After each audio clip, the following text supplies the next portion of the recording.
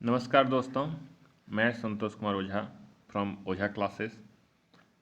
आज मैं लेकर आया हूँ खड़िया जनजाति और एक सिलसिला चलते आया है हर एक जनजाति के बारे में जानने के लिए। खड़िया जनजाति जो है वो मुख्यतः झारखंड में इनका निवास स्थान है ही, और साथ ही साथ इनका जो मूल स्थान जहाँ से ये आए थे, या कहिए कि जहाँ से ये अपना अपना निवास स्थान छोड़ के भी झारखंड के अनेक प्रांत में बसे, तो वो इनका मूल स्थान जो है वो मगध एवं रोहतास माना जाता है। और झारखंड में जो मूल स्थान जहाँ पर इनका निवास स्थान है वो कुछ ही प्रांत में है, जैसे सिंहभूम, गुमला, हजारीबाग।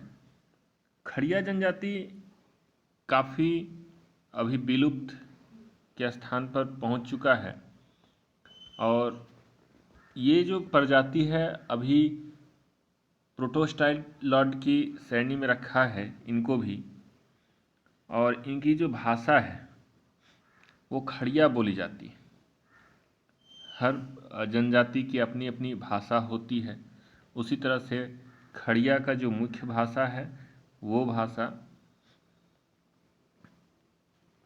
भाषा खड़िया ही है। अब बात रही कि इनकी जो खड़िया है इनके 3 भागों में बांटा गया है। खड़िया भी 3 भागों में बांटा गया है। पहला है पहाड़ी खड़िया।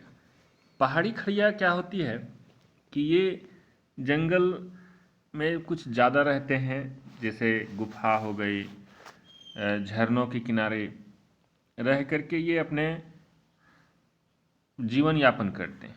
और इनके बारे में एक और बात कहा जाता है कि लूट के लाते हैं, कूट के खाते हैं, मतलब रोज कमाया रोज खाया। इनका कोई संचय की साधन नहीं होती है, और न ही इनका बहुत ज़्यादा महत्वाकांक्षा रखते हैं। दूसरे नंबर में ढोलकी खड़िया, तीसरी दूध खड़िया। और ये श्रेणी है, इनका भी अपना एक गोत्र है, जैसे हर जनजाति का अपना एक गोत्र होते हैं, और बहुत सारे गोत्र का अपना अपना एक प्रकृति का प्रतीक होते हैं।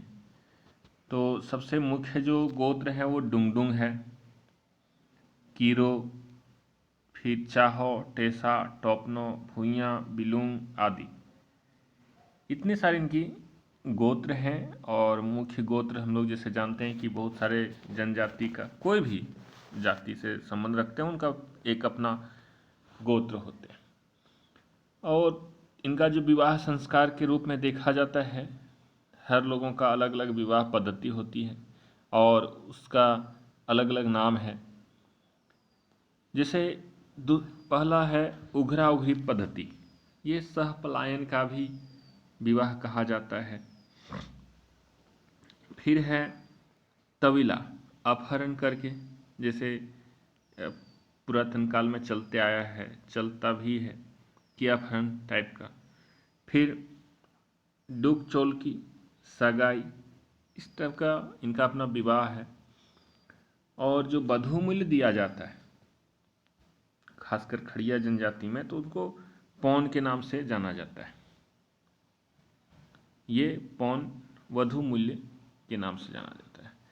और पर्व जो है वो प्रकृति से संबंध है, और इनका नाम है बाबिड, बंगारी, कादोलेटा, नयोदैम।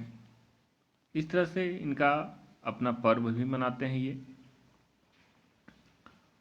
और जो गांव के मुखिया होते हैं, जैसे कि जानते ही हैं कि हर जनजाति में अपना अपना न्यायिक और प्रशासनिक अधिकार होते हैं, और उसी से संबंध भी रखते हैं।